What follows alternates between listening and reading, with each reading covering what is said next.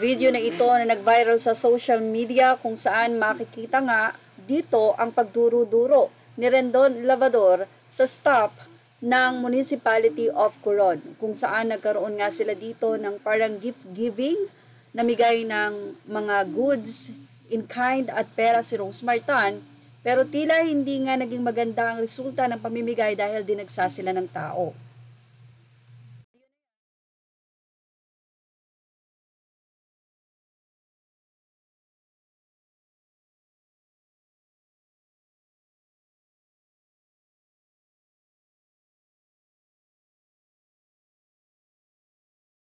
Ay makikita ang dinuro-duro ni Rendon, hindi lamang si Rendon, pati ang ilan pa sa kasama nila sa Team Malakas.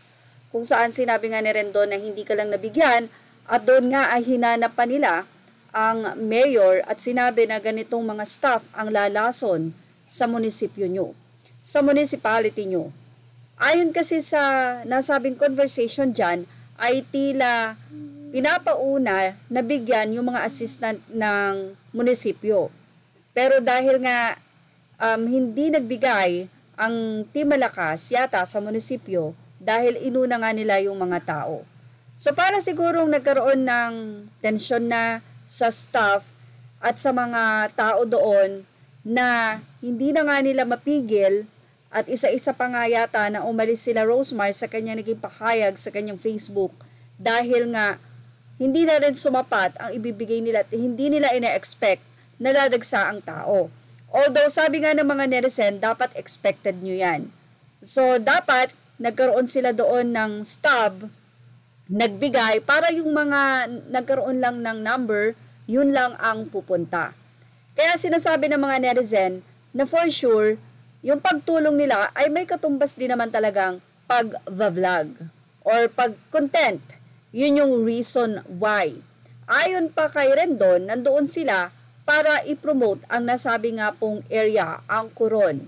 Sinabi pa ni Rendon na kaya siya nag-interfere na dahil nag-aalala siya kay Rosemar dahil baka pag nagalit daw ito ay bilhin nito ang mga isla sa Coron. Pagkatapos nga nito ay nagsama-sama ang staff ng municipality ng Coron at doon ay naghain sila ng kaukulang resolusyon na gawin na ngang persona non grata sila Rose Martan, Rendon Lavador at ang buong Team Malakas. Sa kabila nito ay nag-public apology sila Rendon, Rosemar at ang buong Team Malakas at humingi ng pasensya sa ginawa nila sa Coron.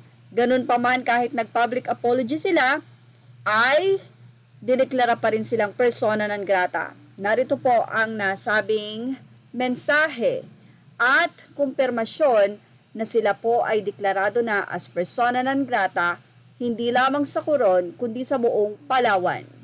Nga sa GMA News Update, Rose Martan and Rendon Lavador were officially declared persona non grata by the local government of Palawan. The resolution submitted by all of the members of the Palawan Provincial Council declaring the social media personalities and the Team Malakas as persona non grata in the entire Palawan province was immediately approved on the first and final reading. Team Malakas visited Coron for an outreach but Mayor's Office staff Joe Cayabyab Trinidad alleged in a social media post that they used the people of Coron for their blog. Lavador and Tan's group then had a heated argument with Trinidad in the mayor's office. On Tuesday morning, the group issued an apology after Coron's municipal council member John Patrick Reyes shared a draft of the resolution declaring them persona non grata in Coron.